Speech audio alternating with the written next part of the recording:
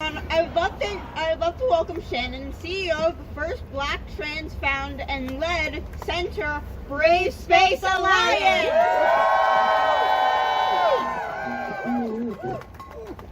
All right, well, good morning, everybody. Morning. Listen, let me tell you something. You know I love y'all because I would not be out in this cold weather if I didn't. I'm Channyn Lynne Parker, CEO of Brave Space Alliance. And I want you all to do me a favor, if you could. Can you all say for me, complying early is complicity? Complying early is complicity. Can you say it one more time? Complying early is complicity. Say it one more time. Complying early is complicity. Only because y'all got me out early in the cold this morning, say it again. Complying early is complicity. So let's be real, everybody. We shouldn't have to be here right now. We shouldn't have to be here demanding that trans youth get the care that they need. But here's the thing, we are here. And let's be clear, what's happening right now is not just about one hospital's decision. This is a part of a bigger, coordinated attack on our community, our right to exist, and on the futures of trans young people.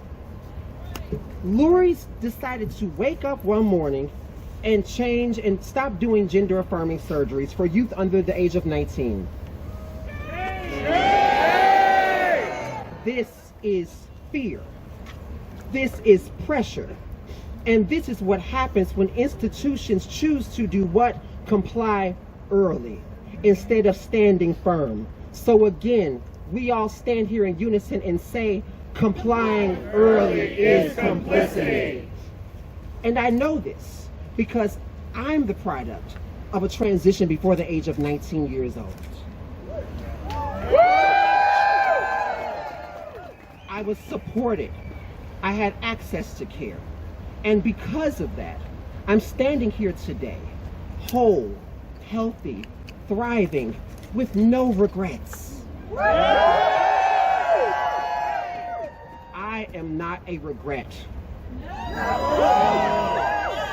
I am not a mistake. And neither are the young people fighting for care right now. And we know what happens when access is stripped away.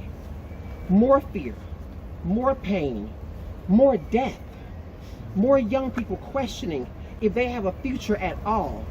And what we're not going to do, we are not going to allow that to happen. So I need for you all to understand that this is not the time to soften our stance. And I know right now it feels so overwhelming. And it feels like maybe we should retreat. But that's the one thing that they want us to do is retreat. So again, I'll continue to say right now is not the time to soften our stance. It's not the time to give institutions the benefit of the doubt. If they won't stand up for trans youth, we will. If they cave to political pressure, we won't. And if they think we're going to back down, they clearly do not know who they're dealing with.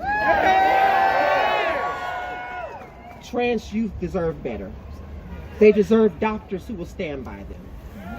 They deserve policies based on fact, not fear. They deserve a future and not a wait list. So we're going to be loud. We're going to be relentless. And we're going to remind every single institution, every hospital, every policymaker, every so-called leader who thinks that backing down will save them, that compliance with oppression is still oppression. And we will not let them forget. Protect trans youth.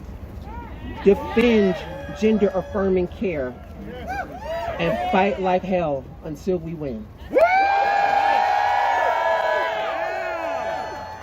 Trans rights are human rights. Trans rights are human rights. Trans rights are human rights. Trans rights are human rights. Trans rights are human rights. Trans rights are human rights. Trans rights are human rights. Trans rights are human rights. Trans rights are human rights. Trans rights are human rights. Trans rights are human rights. Trans rights are human rights. Trans rights are human rights. Trans rights are human rights.